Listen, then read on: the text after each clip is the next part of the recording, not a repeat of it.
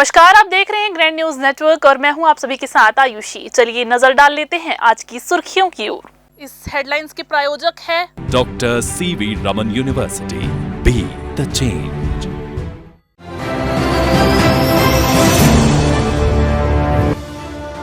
बिलासपुर नगर निगम की महापौर पूजा विधानी और पार्षदों ने ली शपथ, किया पदभार ग्रहण। कहा भ्रष्टाचार पर अंकुश लगानी होगी, निर्माण कार्यों की वीडियोग्राफी। कक्षा में कम उपस्थिति के कारण छात्रों का भविष्य संकट में, तिलक नगर स्वामी आत्मानंद स्कूल का मामला।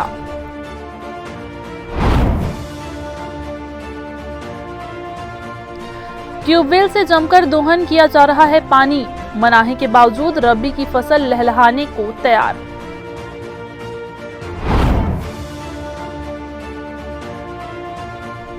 और ट्रांसफार्मर के नीचे खुले हुए हैं बिजली के बॉक्स, कभी भी हो सकती है बड़ी घटना।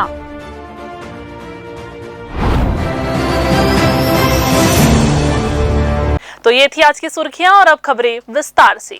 15 फरवरी को बिलासपुर नगर निगम के परिणाम घोषित होने के बाद पूजा विधानी बिलासपुर की नई महापौर बनी, तो वहीं 70 पार्षद भी चुनकर आए, जिनका शपथ ग्रहण समारोह शुक्रवार को संपन्न हुआ। इस मौके पर उप मुख्यमंत्री, केंद्रीय राज्य मंत्री सहित बिलासपुर जिले के विधायक, वरिष्ठ नेतागण भी मौजूद रहे। बिलासपुर नगर निगम में चयनित महापौर और पार्षदों का शपथ ग्रहण समारोह मुंगेली नाका स्थित ग्रीन पार्क मैदान में संपन्न हुआ। इस मौके पर उप मुख्यमंत्री अरुण साव, केंद्रीय राज्य मंत्री तोखन साहू, बिलासपुर जिले के सभी विधायक, भाजपा के राष्ट्रीय प्रवक्ता प्रेम शुक्ला सहित जिला भाजपा के नेता मौजूद थे। इस मौके पर सबसे पहले कलेक्टर अवनीश शरण ने नवनियुक्त महापौर पूजा विधानी को शपथ दिलाया।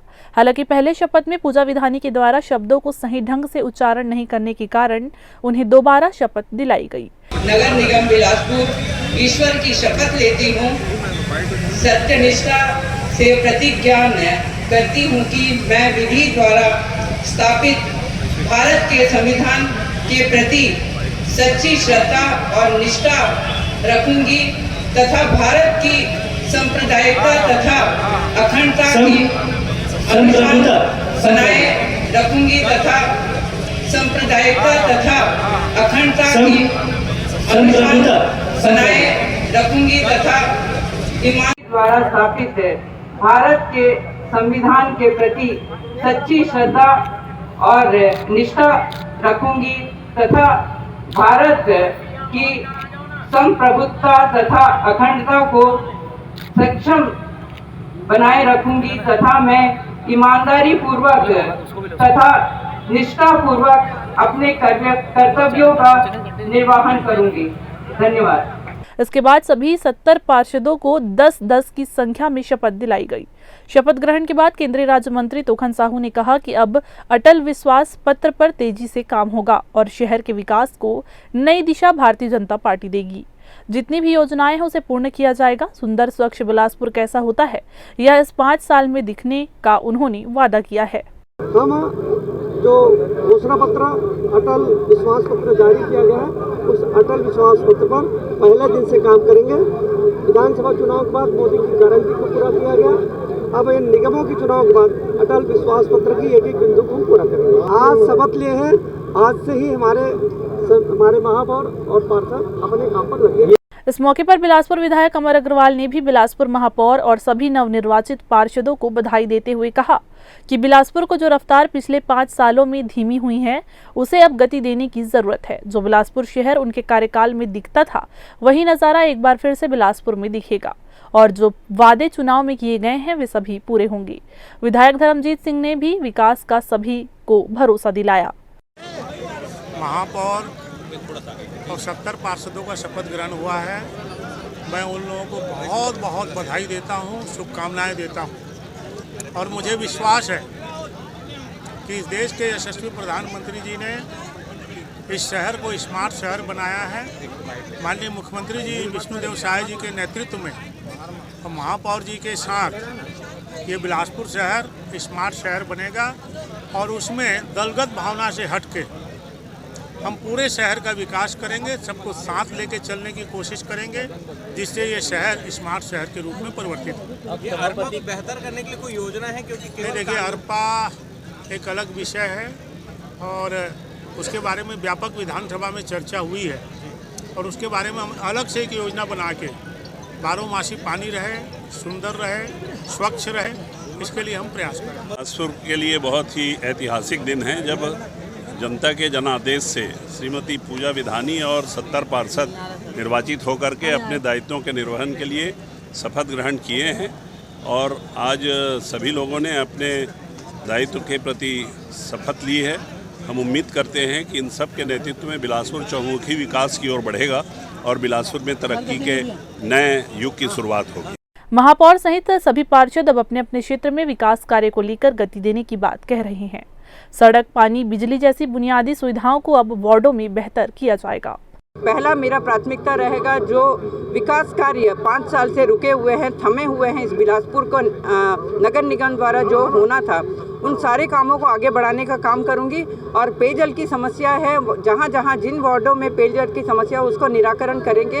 अमृत जल मिशन को आगे बढ़ाने का काम करेंगे और जहां पर बोर हो सकता है पानी लेवल को चेक करते हुए वहां बोर द्वारा जो पानी पहुंचाने का काम करेंगे। सर्वप्रथम जो हमारे वार्ड में जो निजी समस्या है रोड, नाली, बिजली, लाइट की, उसे हमें बहुत जल्द ही सुधार करना है और हमारे क्षेत्र को जो सुसज्जित करने के जो हम प्रण लिए हैं और हमारे जो शहर के नगर के विधायक माननीय श्री अमर जी का जो उद्देश्य है, शांति प्रिय नगर, शांति प्रिय वार्ड और स्वच्छ, ये इसी हम कर्तव्य पथ पर हम इसी कर्तव्य करेंगे और आगे बढ़ेंगे। निश्चित तौर पे जिस प्रकार से 2000 सन से लेकर आज तक एक जनप्रतिनिधि के रूप में सेवा करने का अवसर मिला, पार्टी में एक कार्यकर्ता के रूप में सेवा करने का जो अवसर मिला है और समाज में भी एक सेवक के रूप में जिस प्रकार से सेवा करते हुए लगभग 27 वर्षों से ज़्यादा समय से मैं एक सेवक के रूप में काम कर रहा हूं, तो निश्चित तौर पे एक पार्षद बनने के बाद यहाँ मैं अपने वार्ड में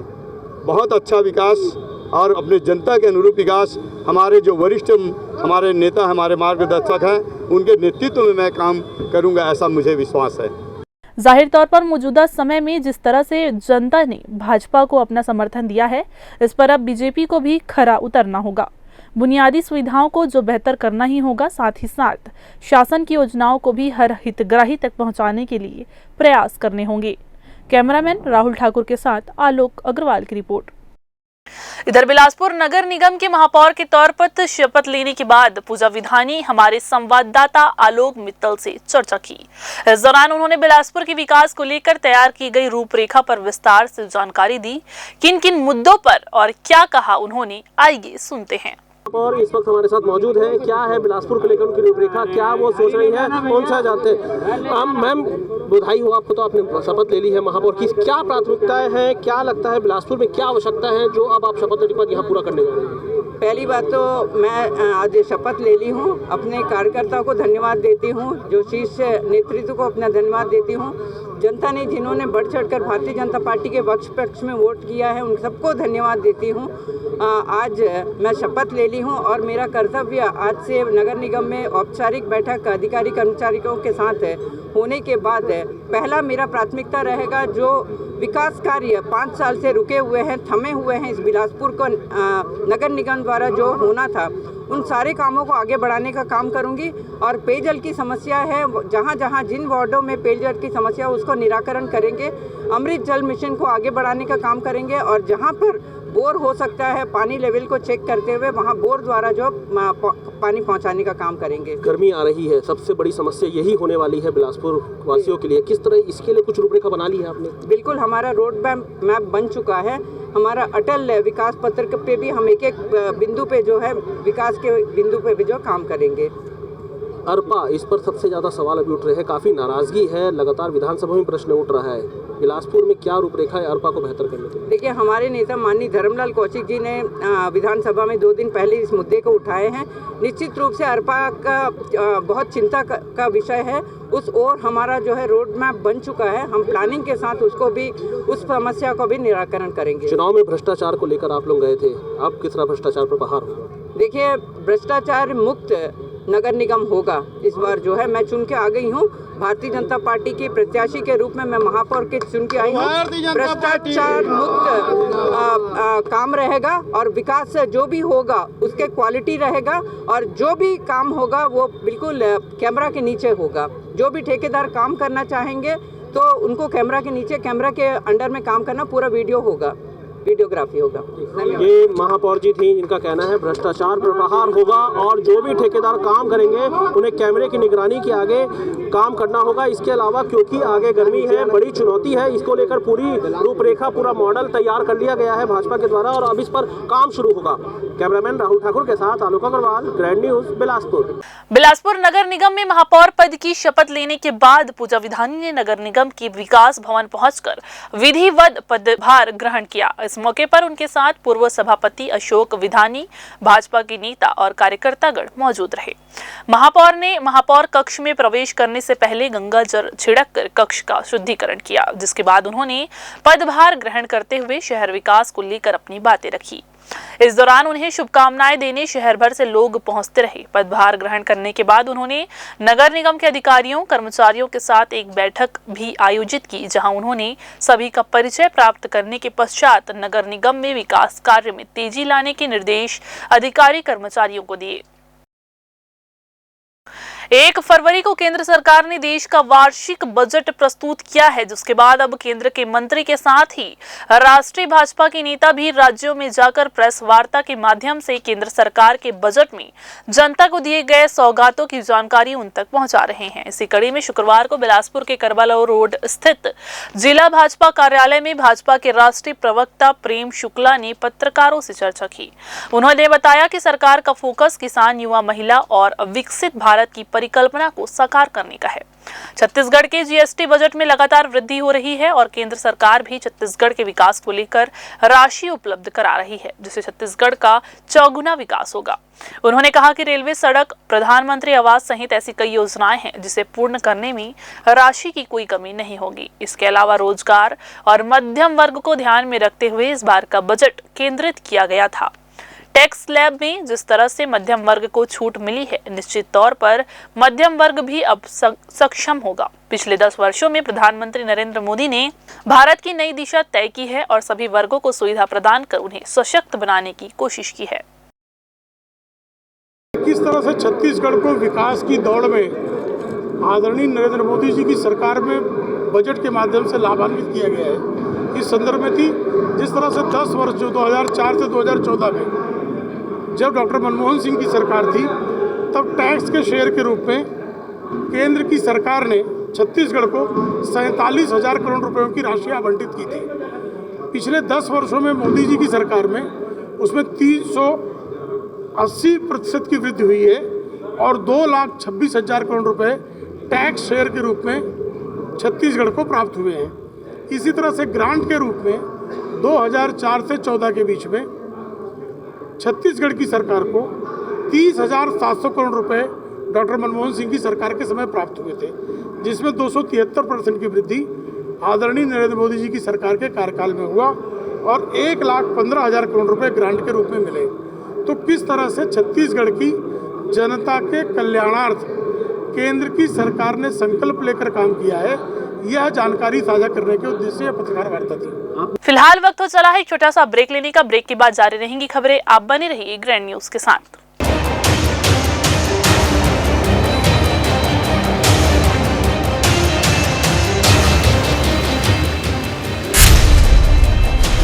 Dr. C.V. Raman University offers high-quality education to students, particularly those from difficult geographical areas of central India. The flourishing 70-acre campus boasts of more than 120 state-of-the-art laboratories, smart classrooms, research centers, and a plethora of on-campus facilities that provide easy access. Dr. C.V. Raman University. Be the change. Mahakal सेना महाशिवरात्रि महोत्सव भव्य शोभा यात्रा दिनांक 28 फरवरी 2025, समय दोपहर 2 बजे से शोभा यात्रा hotel Ananda के सामने से प्रारंभ होते हुए अष्टमुखी शिव पंचायती मंदिर मध्य नगरी चौक में समापन होगी। विनीत तामेश कश्यप व समस्त महाकाल सेना, बिलासपुर, छत्तीसगढ़। ब्रेक के बाद आप सभी का स्वागत है। बिलासपुर के तिलक नगर स्थित स्वामी आत्मानंद उत्कृष्ट अंग्रेजी माध्यम विद्यालय के 30 से अधिक छात्र छात्राओं के भविष्य पर संकट मंडरा रहा है। छत्तीसगढ़ माध्यमिक शिक्षा मंडल के नियमों के अनुसार 75% से कम उपस्थिति होने के कारण इन छात्रों को बोर्ड परीक्षा 2025 से वंचित किया जा सकता है। तिलक नगर के स्वामी आत्मानंद उत्कृष्ट अंग्रेजी माध्यम स्कूल प्रबंधन के फैसले के खिलाफ छात्रों और अभिभावकों में खासी नाराजगी है। अभिभावकों का कहना है कि विद्यालय प्रबंधन ने समय रहते उपस्थिति सुधारने के लिए अतिरिक्त कक्षाएं आयोजित नहीं की, जबकि बोर्ड के नियमों में इसकी पूर्ति के लिए ये प्रावधान है। हमारा जो एडमिट कार्ड है उसको अमान्य कर दिया गया था, तो हमने बहुत कोशिश की आज सुबह से कि हम उसको मान्य कर सके, और हमें ये बोला गया कि अब आप परीक्षा में बैठने लायक तो होंगे, बट हमारी जो रिज़ल्ट होगा उसको प्राइवेट कर देंगे। बट हमको रेगुलर चाहिए, क्योंकि प्राइवेट वाले में हम लोग को आगे चल के किसी कॉम्पिटिटिव एग्ज़ाम में बैठने नहीं दिया जाएगा। तो हमें बस यही मांग है हमारी कि हमें रिज़ल्ट भी रेगुलर वाला चाहिए और हमें नियमित रूप से परीक्षा में बैठने दिया जाए। छात्र और उनके अभिभावक अपनी मांग को लेकर कलेक्टर अवनीश शरण के कार्यालय पहुंचे, जहां उन्होंने ज्ञापन सौंपकर छात्रों को रेगुलर छात्रों की तरह परीक्षा में शामिल करने की मांग रखी। छात्रों के समर्थन में अखिल भारतीय विद्यार्थी परिषद भी कलेक्टर कार्यालय पहुंचा और छात्रों के भविष्य को ध्यान में रखते हुए प्रबंधन की लापरवाही की जाँच की मांग की। हमारी चर्चा हुई है और यहाँ पे कलेक्टर महोदय के सामने हमने मुख्यमंत्री के नाम पे ज्ञापन दिया है और बोला है कि आप ये जो पेपर है, जो आपने अभी एक थोड़ा देर पहले ही नोटिस आया कि इन लोग को प्राइवेट रिजल्ट दिया जाएगा, पेपर में बैठने दिया जा रहा है, लेकिन जो रिजल्ट रहेगा वो रेगुलर ना होकर प्राइवेट परीक्षा का होगा। आप मेरे को एक बात बताइए, जो बच्चा नियमित रूप से 60% 70% जाके वहाँ पे अटेंडेंस क्राइटेरिया फुलफिल कर रहा है, उसका एडमिट कार्ड रेगुलर कार है और वो पात्रता कैसे उसको प्राइवेट का दिया जाएगा? तो हमने मांग रखा है कि आप प्राइवेट नहीं, नियमित परीक्षा में ही बैठने की अनुमति प्रदान करें, और जो रिजल्ट आएगा, परिणाम आएगा 12th बोर्ड का, वो नियमित परीक्षा का ही रिजल्ट आए, मुख्य परीक्षा का ही रिजल्ट आए। अब देखना ये होगा कि प्रशासन छात्रों के भविष्य को बचाने के लिए आगे क्या कदम उठाता है। कैमरामैन राहुल पांडे के साथ भारतेंदु कौशिक की रिपोर्ट। इधर शुक्रवार को राष्ट्रीय विज्ञान दिवस के अवसर पर जेके कॉलेज गतौरा में विज्ञान प्रदर्शनी का आयोजन किया गया। यहाँ विद्यार्थियों के द्वारा कई नए मॉडल भी प्रस्तुत किए गए, जो विद्यार्थियों के अंदर छिपी वैज्ञानिक कला को दर्शाता है। राष्ट्रीय विज्ञान दिवस हर साल 28 फरवरी को मनाया जाता है। भारतीय विज्ञान और अनुसंधान देश के विकास और हर क्षेत्र में मील का पत्थर है। यह दिन भारतीय वैज्ञानिक चंद्रशेखर वेंकटरमन की महान खोज रमन प्रभाव की याद में समर्पित है। यह दिन विज्ञान के प्रति जागरूकता फैलाना और समाज में वैज्ञानिक दृष्टिकोण को बढ़ावा देता है। यही नहीं, राष्ट्रीय विज्ञान दिवस विज्ञान के योगदान को सम्मानित करने और नवाचार को प्रोत्साहित करने का अवसर प्रदान करता है।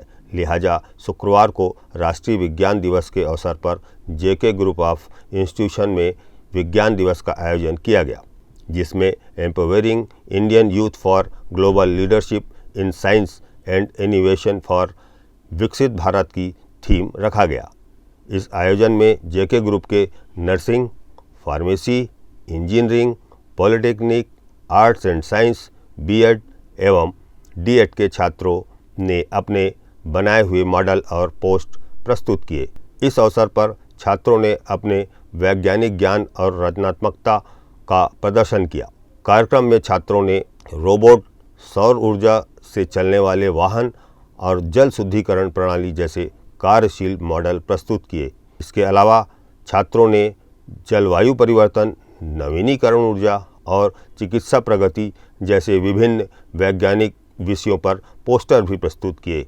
कार्यक्रम में मुख्य अतिथि के तौर पर अटल बिहारी वाजपेयी विश्वविद्यालय के कंप्यूटर साइंस के एचओडी एचएस होता और जेके ग्रुप के अध्यक्ष के खान उपस्थित रहे। इस मौके पर मुख्य अतिथि और संस्था के चेयरमैन ने विज्ञान दिवस के महत्व को बताते हुए बदलते आधुनिक जमाने पर प्रकाश डाला।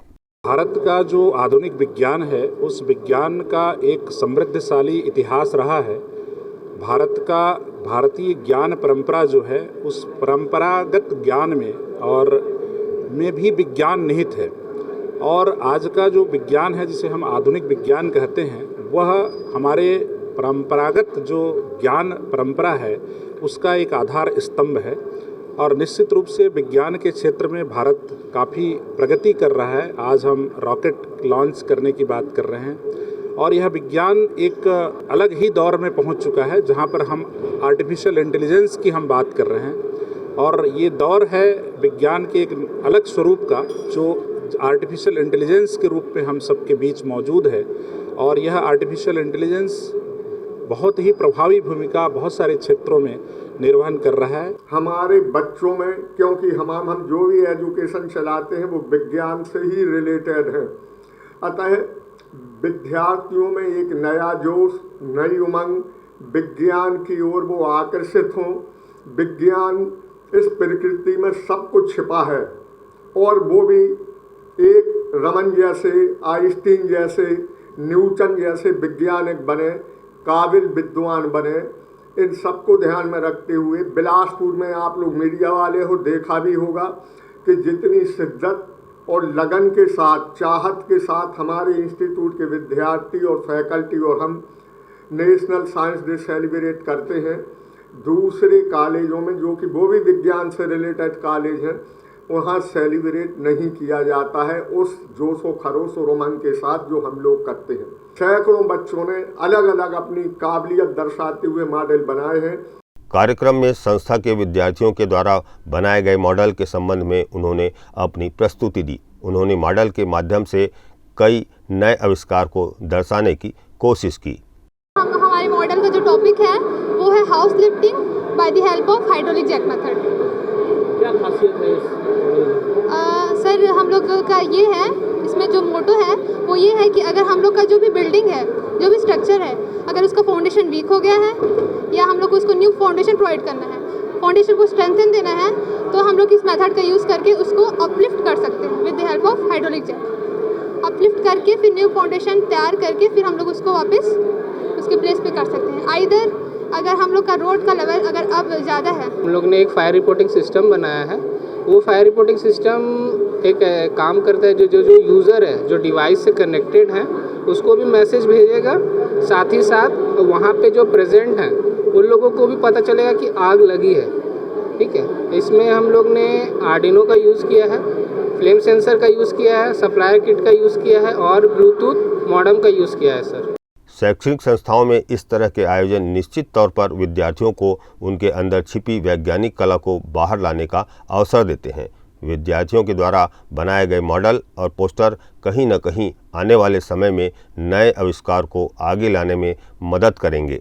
आधुनिकता के दौर में जेके कॉलेज अपने विद्यार्थियों को तमाम सुविधाओं और व्यवस्थाओं के साथ विज्ञान में अग्रणी रखने की कोशिश कर रहा है। ग्रैंड न्यूज़ के लिए कैमरामैन राहुल ठाकुर के साथ आलोक मित्तल की रिपोर्ट। इधर छत्तीसगढ़ के बहुचर्चित शराब घोटाले में आरोपी पूर्व आबकारी मंत्री कवासी लखमा को हाईकोर्ट से बड़ा झटका लगा है। कोर्ट ने उनकी अग्रिम जमानत याचिका खारिज कर दी है। जांच एजेंसियों का आरोप है कि लखमा शराब घोटाले में बड़े सिंडिकेट के अहम सदस्य थे और उन्होंने शराब नीति में बदलाव कर घोटाले को बढ़ावा दिया। अब इस मामले में अगली सुनवाई 13 मार्च को होगी, जिस पर सभी की नजरें टिकी हुई है। राजधानी रायपुर में शराब घोटाले को लेकर जांच एजेंसियों का शिकंजा कसता जा रहा है। हाईकोर्ट में कवासी लखमा की अग्रिम जमानत याचिका पर सुनवाई के दौरान कोर्ट ने उनकी याचिका खारिज कर दी। जांच एजेंसियों का आरोप है कि लखमा ने राज्य की शराब नीति बदलने और FL10 लाइसेंस शुरू करने में अहम भूमिका निभाई, जिससे करोड़ों रुपए का घोटाला हुआ। कवासी लखमा के वकील ने अदालत में दलील दी है कि वे विधायक हैं और गिरफ्तारी से पहले सरकारी अनुमति जरूरी थी, लेकिन कोर्ट ने इस दलील को खारिज कर दिया। इससे पहले भी EOW कोर्ट ने लखमा की अग्रिम जमानत याचिका खारिज की थी। अब इस मामले में अगली सुनवाई 13 मार्च को होगी, जिसमें लखमा को राहत मिलती है या नहीं, इस पर सभी की निगाहें टिकी हुई है। फिर से वक्त हो चला है छोटा सा ब्रेक लेने का। ब्रेक के बाद जारी रहेंगी खबरें। आप बने रहिए ग्रैंड न्यूज के साथ।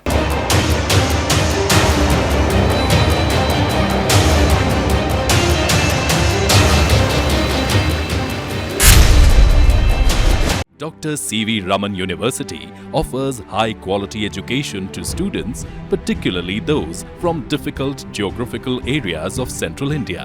The flourishing 70-acre campus boasts of more than 120 state-of-the-art laboratories, smart classrooms, research centers, and a plethora of on-campus facilities that provide easy access. Dr. C.V. Raman University. Be the change. Mahakal सेना महाशिवरात्रि महोत्सव भव्य शोभा यात्रा दिनांक 28 फरवरी 2025 समय दोपहर 2 बजे से शोभा यात्रा hotel Ananda के सामने से प्रारंभ होते हुए अष्टमुखी शिव पंचायती मंदिर मध्य नगरी चौक में समापन होगी। विनीत तामेश कश्यप व समस्त महाकाल सेना, बिलासपुर, छत्तीसगढ़। ब्रेक के बाद आप सभी का एक बार फिर से स्वागत है। गर्मी की शुरुआत हो चुकी है। इस मौसम में सबसे बड़ी चिंता पानी की होती है। शहर में तो वाटर लेवल नीचे चला ही गया है, अब गांव में भी यही संकट गहराने लगा है। अगर वक्त रहते सख्ती से पानी बचाने का प्रयास नहीं किया गया तो वो दिन दूर नहीं जब लोगों को पाने के लिए यहाँ वहाँ भटकना पड़ेगा। प्रशासन की रोक के बावजूद ग्रामीण क्षेत्रों में गर्मी के दिनों में धान की फसल ली जा रही है, जिसमें जरूरत से ज्यादा पानी का उपयोग होता है। सरकारें चाहे कोई भी रही हों, समय समय पर पानी बचाने के लिए लोगों से उनके द्वारा अपील जरूर की जाती रही है, मगर यह अपील सिर्फ औपचारिकता बनकर ही रह गई है, क्योंकि आज भी उनकी अपील का बहुत ज़्यादा असर न तो शहर में दिखाई दे रहा है और न ही ग्रामीण क्षेत्रों में। अपील की बजाय अब सख्ती की ज़रूरत आ पड़ी है, क्योंकि वह दिन दूर नहीं जब इसी तरह ध्यान नहीं दिया गया तो पानी के लिए हाय तौबा मचेगी। इसलिए समय रहते अगर इस ओर ध्यान दे दिया जाए तो पानी को न सिर्फ बचाया जा सकता है बल्कि एक बड़े संकट को भी अभी से टाला जा सकता है। दरअसल इन दिनों ग्रामीण क्षेत्रों में धान की फसल ली जा रही है। शासन प्रशासन लगातार किसानों को समझाने का प्रयास करता रहा है कि गर्मी के दिनों में अत्यधिक पानी खपत वाली फसल न ले, इसलिए दलहन तिलहन की तरफ उनको मोड़ने का प्रयास किया जाता रहा है, मगर ग्रामीण क्षेत्रों में किसान आज भी मानने को तैयार नहीं है और रबी फसल के रूप में धान की पैदावार ली जा रही है। इसलिए दिन रात किसानों के मोटर पंप चलते रहते हैं, जिससे बड़ी मात्रा में पानी का उपयोग हो रहा है। आने वाले संकट को ध्यान में रखते हुए अभी से इस ओर शासन प्रशासन को सख्त रवैया अपनाने की ज़रूरत है। जिस ढंग से अभी गर्मी दस्तक दे रही है, उससे ग्रामीण क्षेत्र सहित शहरी क्षेत्र में भी पानी की समस्या उत्पन्न हो रही है, होगी भी आगे चल के। इसके लिए प्रशासन को ध्यान देना होगा। जैसे ग्रामीण क्षेत्रों में देखें वाटर लेवल कम होते जा रहा है, वहाँ रबी फसल के रूप में धान की बुवाई करते हैं, जिसमें पानी की अत्यधिक आवश्यकता होती है और किसान चाहे आमदनी के लिए उसको करता है धान का फसल बता, लेकिन अन्य फसल भी बो सकते हैं, गेहूँ वगैरह और भी है जो अरहर दाल वगैरह इस टाइप का, लेकिन वो ना करके सिर्फ धान ही, जिससे ग्रामीण क्षेत्र का वाटर लेवल कम होता है। मोटर पंप चालू करके पानी को लगातार अत्यधिक वहाँ बहाया जा रहा है, जिससे वहाँ का वाटर लेवल लगातार कम होता है। इसका दुखद परिणति हमने पूर्व में भी देखा, बेलपान क्षेत्र में, जहाँ नर्मदा मैया सूख गई थी मेले के अवसर पे पूर्व में। अभी तो खैर ठीक रहा, लेकिन जिस ढंग से मोटर पंप को चालू करके ग्रामीण क्षेत्रों में इस टाइप का पानी का दुरुपयोग किया जा रहा है, रबी फसल लिया जा रहा है धान के रूप में, उस पर प्रशासन को सख्ती बरतना चाहिए।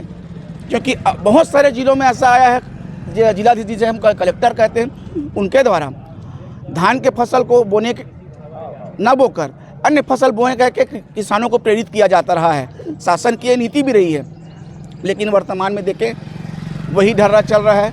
निस्संदेह ऐसा ही चलता रहा तो ग्रामीण क्षेत्र सहित शहरी क्षेत्र में भी पानी की समस्या उत्पन्न होगी। मैं आपके मंच के माध्यम से शासन एवं प्रशासन से आग्रह करता हूं, इस दिशा में आने वाली गर्मी को देखते हुए जो पानी की किल्लत उत्पन्न होने की पूरी संभावना है, उस पर त्वरित कार्रवाई करे और एक अच्छा प्रसार प्रसार करे, लोगों में जागरूकता पैदा करे। यही मेरा शासन प्रशासन से निवेदन है।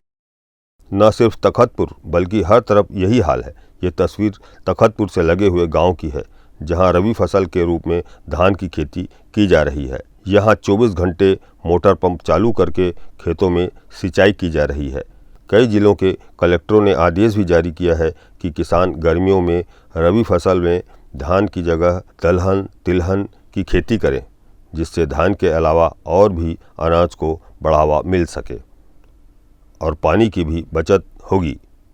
हालांकि बांध में पर्याप्त पानी होने पर किसानों की मदद इस सीजन में तो की जा सकती है, मगर उसके लिए नहरों को दुरुस्त करना भी ज़रूरी है। मगर हर जगह न तो नहर की व्यवस्था है, न ही बांध बने हुए हैं। अगर कहीं यह सुविधा है भी तो नहरें जर्जर हालत में है, जिससे बांध का पानी खेतों तक आसानी से पहुंच नहीं पाएगा। तखतपुर क्षेत्र के आसपास गांव से गुजरने वाली नहरों का भी कुछ ऐसा ही हाल है। विभाग द्वारा न ही नहर की मरम्मत की जाती है, न ही नहरों की तरफ पलटकर देखा जाता है। यही कारण है कि किसान नहर से पानी नहीं आने के कारण ट्यूबवेल का धड़ल्ले से उपयोग कर रहे हैं। संबंधित विभाग के जिम्मेदार अधिकारियों की गैर उदासीनता के कारण न ही गांव में कोटवारों से मुनादी कराई जा रही है, न ही समय पर पानी को लेकर गंभीर समस्या से बचने के लिए कोई ठोस उपाय किया जा रहा है। ग्रैंड न्यूज़ के लिए तखतपुर से विनय करिहार की रिपोर्ट। बिलासपुर के वार्ड क्रमांक 19 में करोड़ों की लागत से तैयार तालाब सौंदर्यीकरण परियोजना पर असामाजिक तत्वों का साया मंडरा रहा है। स्मार्ट सिटी के तहत बने इस तालाब को लोगों के मॉर्निंग और इवनिंग वॉक के लिए सौगात के रूप में विकसित किया गया था, लेकिन सुरक्षा व्यवस्था के अभाव में अब यहां शाम होते ही शराबियों का जमावड़ा लगने लगा है। तालाब परिसर में लगे इलेक्ट्रिक पोल के पैनल चोरी हो रहे हैं, तो वहीं यहां की स्टैच्यू भी जर्जर हालत में पहुंच चुके हैं। असामाजिक गतिविधियों के चलते लोग अब यहां आने से कतराने लगे हैं। इस अव्यवस्था को लेकर वार्ड पार्षद भरत कश्यप ने नाराजगी जताई है और जल्द ही उच्च अधिकारियों को अवगत कराने की बात भी कही है। क्योंकि जतिया तालाब का हमने सौंदर्यीकरण तो किया है, लेकिन जतिया तालाब का उपयोग जनता ठीक से कर नहीं पा रही। उसमें मेरा फोकस रहेगा जतिया तालाब में सुरक्षा व्यवस्था, जतिया तालाब में पानी की व्यवस्था और भी बाकी जो डेवलपमेंट कार्य बचे हैं उसको प्राथमिकता से लेकर के पहले करना है, ताकि जनता को उसका फायदा मिल सके। उसी के लिए ही तो पुलिस प्रशासन का सहायता लिया जाएगा। इसके लिए एसपी साहब से बात भी हो गया है, उनके द्वारा बोला गया है कि हम हर हालत पे सहयोग करेंगे और जतिया तालाब का पूरा फायदा वार्ड की जनता एवं आसपास के क्षेत्र के लोगों को उसको मिलेगा। जो भी उपकरण ठेकेदार के द्वारा अपने ठेका में बना करके दिया गया था, जिसको असामाजिक लोगों के द्वारा तोड़ दिया गया, उसे ठेकेदार द्वारा, क्योंकि अभी ठेका का उसमें एग्रीमेंट में है, तो उसको किसी दूसरे को देने से पहले उसको पुनः ठेकेदार को बुलवा करके फिर से उसको नया बना करके हम किसी ठेका के द्वारा संचालन करेंगे। इधर रेलवे अधिकारियों की लापरवाही ने एक गरीब श्रमिक की जान खतरे में डाल दी है। जी हां, जयराम नगर कोल साइडिंग में कोयला लोडिंग के दौरान बिना सुरक्षा नियमों का पालन किए OHI लाइन चालू कर दी गई, जिससे एक श्रमिक करंट की चपेट में आकर गंभीर रूप से झुलस गया। बिलासपुर के एक निजी अस्पताल में उसका इलाज अभी चल रहा है। बिलासपुर के जयराम नगर कोल साइडिंग में काम कर रहे श्रमिक आर्यन पर उस वक्त आफत टूट पड़ी जब रेलवे अधिकारियों की लापरवाही का वह शिकार हो गया। इंद्रमणि प्राइवेट लिमिटेड की रेक पर आर्यन लोडिंग के बाद टूट फूट की जांच कर रहा था, तभी बिना सूचना दिए OHE लाइन चालू कर दी गई। हाई वोल्टेज करंट की चपेट में आकर आर्यन बुरी तरह झुलस गया। झुलसे श्रमिक का इलाज बिलासपुर के एक निजी बर्न अस्पताल में चल रहा है, जहां उसकी हालत नाजुक बताई जा रही है। वहीं घटना के बाद से रेलवे और कंपनी के जिम्मेदारों का कोई अता पता नहीं है। रेलवे की ये लापरवाही कब थमेगी? गरीब श्रमिकों की जिंदगी कब तक खतरे में रहेगी? यह देखने और बताने वाला कोई नहीं है। फिर से वक्त हो चला है एक छोटा सा ब्रेक लेने का। ब्रेक के बाद जारी रहेंगी खबरें। आप बने रहिए ग्रैंड न्यूज के साथ।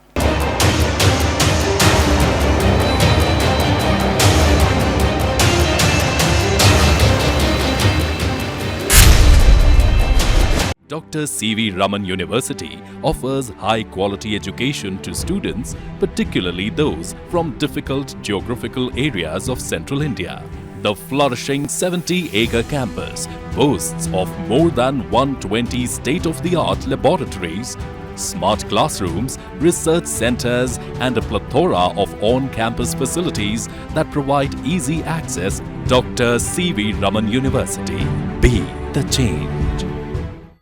महाकाल सेना महाशिवरात्रि महोत्सव भव्य शोभा यात्रा दिनांक 28 फरवरी 2025 समय दोपहर 2 बजे से शोभा यात्रा होटल आनंदा के सामने से प्रारंभ होते हुए अष्टमुखी शिव पंचायती मंदिर मध्य नगरी चौक में समापन होगी। विनीत तामेश कश्यप व समस्त महाकाल सेना, बिलासपुर, छत्तीसगढ़। ब्रेक के बाद आप सभी का एक बार फिर से स्वागत है।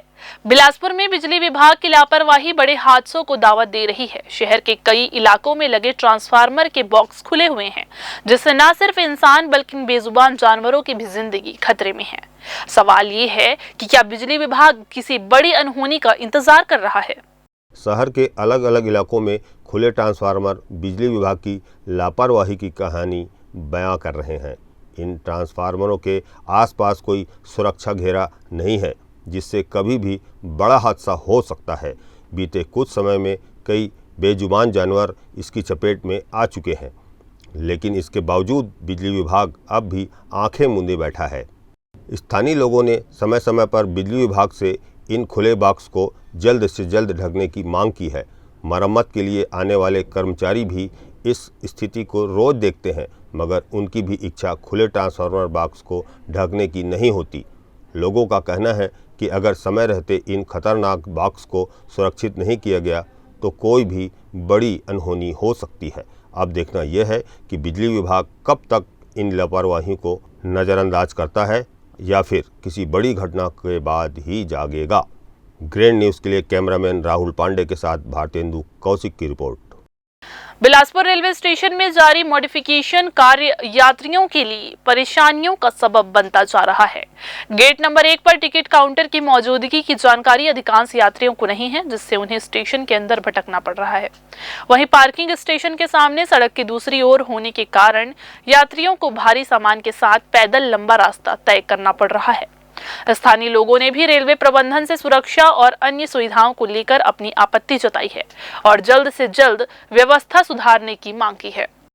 जैसे कि आपको जानकारी है कि अमृत मिशन योजना के तहत में 540 स्टेशनों का सौंदर्यीकरण करने की बात चलती आ रही है और सुनने में आ रहा है और देखने को भी मिल रहा है। कहीं एक तरफ विकास की योजना को महत्व दिया जा रहा है, दूसरी तरफ ऐसा लग रहा है कि रेलवे टिकट घर जो पहले रेलवे स्टेशन 1 नंबर 2 नंबर में हुआ करता था, वो अब उसको रेलवे वाराखोली चौक की ओर कर दिया गया है। अधिकतर यात्रियों को या अधिकतर नगरवासियों को तो ये जानकारी नहीं कि आरक्षण अभी किस जगह में रखा गया है और इतनी सुविधाओं से भी अनुरूप है वो रेलवे आरक्षण कि आप देख सकते हैं कि तो रेलवे पटरी का छोर लगा हुआ, प्लस कभी भी वहाँ चोरी हो की घटनाएं घट सकती है।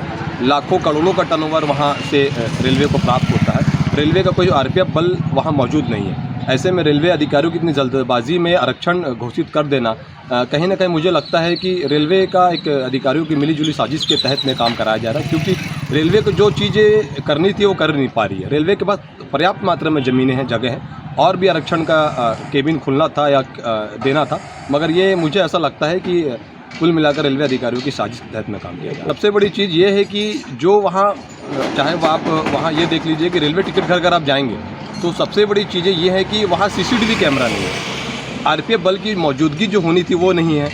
तीसरी चीज़, सुविधाओं के अनुरूप मैं अगर कहूँ तो पार्किंग की व्यवस्था भी नहीं है, क्योंकि रोड से लगा हुआ वो आरक्षण केबिन खोला गया।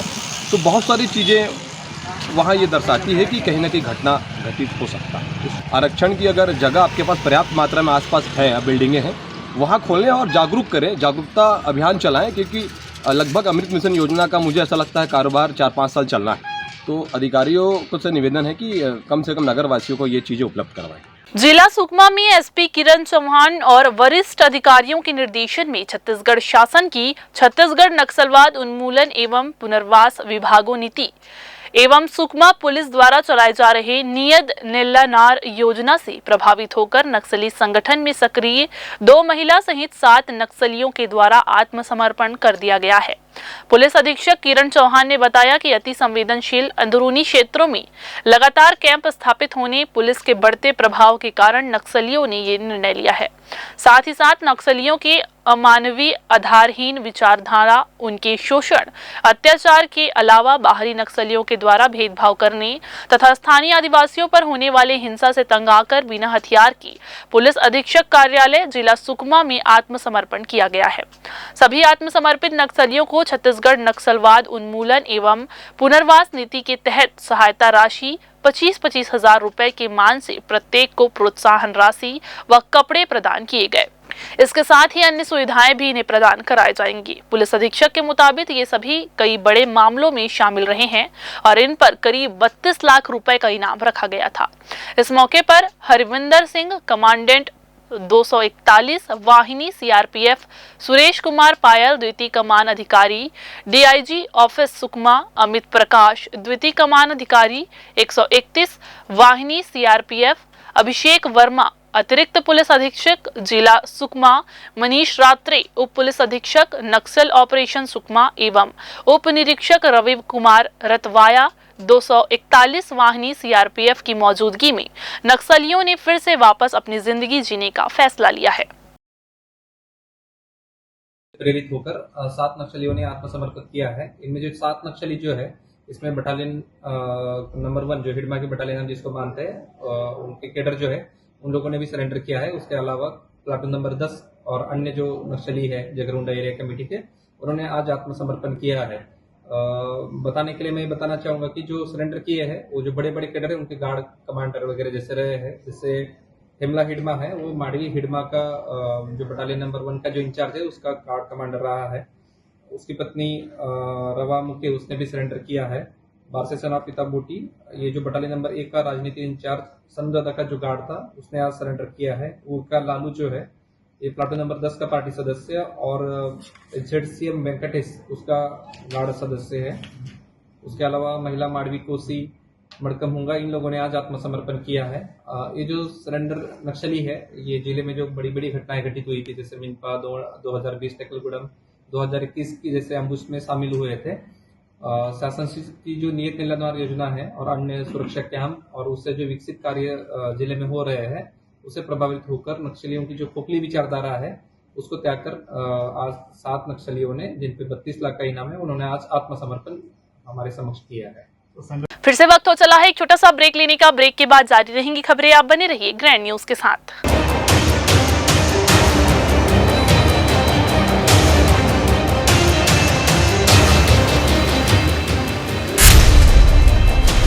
Dr. C.V. Raman University offers high-quality education to students, particularly those from difficult geographical areas of central India.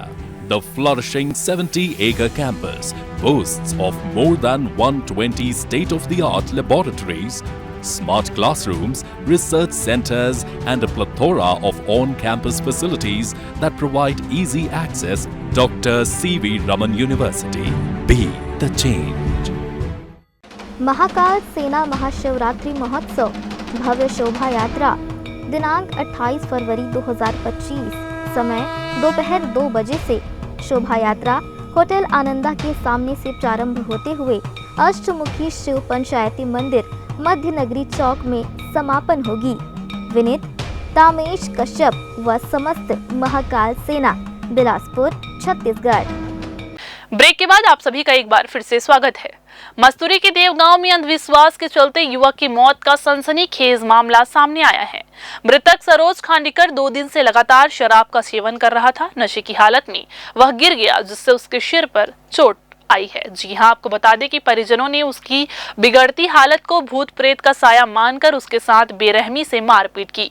पिता गोरेलाल और भाई शैलेंद्र, मुकेश व मनोज ने झाड़ फूक के नाम पर बांस की छड़ी और कुर्रा से युवक को घंटों तक पीटा। इससे सरोज की हालत और ज्यादा बिगड़ गई। घटना का वीडियो सोशल मीडिया पर वायरल होने के बाद पुलिस ने जांच शुरू की और चारों आरोपियों को गिरफ्तार कर लिया। पुलिस जांच में सामने आया कि सरोज की मौत सिर पर लगी चोट के कारण हुई है, लेकिन परिजनों ने अंधविश्वास में उसकी जमकर पिटाई कर दी। इसलिए आरोपियों के खिलाफ भारतीय दंड संहिता और टोनही प्रताड़ना निवारण अधिनियम 2005 के तहत मामला दर्ज कर चारों आरोपियों को न्यायिक रिमांड पर जेल भेज दिया है। फरवरी को मस्तूरी थाना क्षेत्र अंतर्गत गामदेव गांव में सरोज खांडेकर नामक व्यक्ति की मृत्यु हो गई थी, जिस पर से मर्ग पंजीबद्ध किया गया था मस्तूरी थाने में।